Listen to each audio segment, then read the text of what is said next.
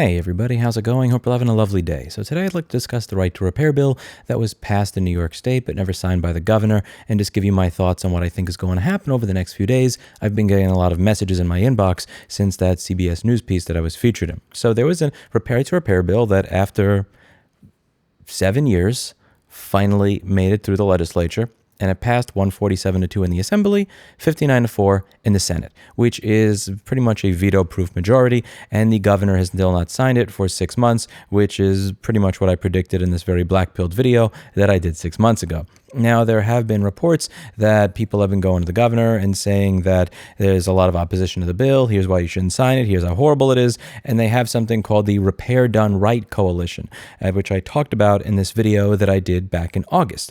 Now, the Repair Done Right Coalition goes over a lot of the reasons that right to repair is bad, and I went over why most of this was garbage in this video. When they talk about how we don't do the repairs properly, I linked to Apple's own recall program where they are literally using a piece of rubber to fix a motherboard instead of actually putting the chip on there properly. When they talk about privacy concerns, I'm linking to an Apple authorized repairer sharing a customer's sex tape and uploading it to Facebook. And I also talk in detail about this FTC paper called Nixing the Fix, where not me, not other repair people on YouTube, but the FTC wrote a nice 56-page document here going over repair restrictions and why they are mostly garbage. And it is very, very well cited why most of what you hear from these manufacturers and lobbyists is complete garbage. And I went over that in this 8-minute video if you don't feel like reading a 56-page document. And the governor has been made aware of all of this, and she has still not signed the bill. So I want to go over my prediction for what I think will happen over the next few weeks, because many of you have said, well, if she doesn't sign it, eventually it will just get passed into law anyway. And even if she did veto it, there is a veto-proof majority. So what do I think is going to happen over the next several weeks? I don't think she's going to veto it, because if she vetoes it, there is a veto, again, 147-2 in the Assembly, 59-4 in the Senate. This was not something where it's like 51-49 where the governor can veto it and it goes away. 147-2, 59-4.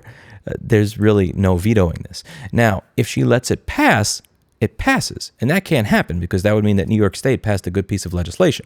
So what's most likely going to happen, in my opinion, is the bill is going to be watered down or modified in some way, and you're going to hear talk about that over the next few days. And I think this would be the perfect time to do it because many legislators are with their family. It's the end of the year. You got Christmas. You got New Year's. So the perfect timing to just edit the bill in this very, very mild way to make it completely useless and have no teeth and be a complete abomination upon right to repair would be right now. If that edit gets done, the Senate and the Assembly are not really going to have the time to be able to push back and fight against it. Most people are not going to notice because they're on holiday vacation. And once it gets passed, they are going to be able to say, well, look, we passed right to repair. We're a progressive state. We did something good. Yeah, even though the bill will most likely be useless. And again, is that what's guaranteed to happen? No. But it's the thing that makes the most sense because, again, she cannot veto it. So the only way out of this would be to come up with some really, really two-phased modification of the bill so it sounds like right to repair without actually being right to repair. And as I've said, this bill already excludes medical equipment.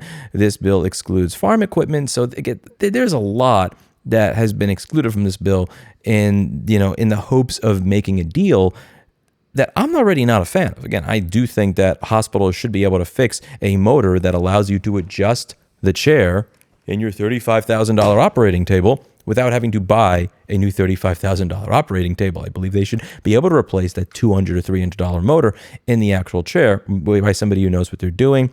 I do believe that farmers should be able to fix their own equipment. I'm not happy with the compromises that were made here, and I'm more than happy to go back next year and advocate for them and their industries the same way I advocate for mine, the same way we are in every other state.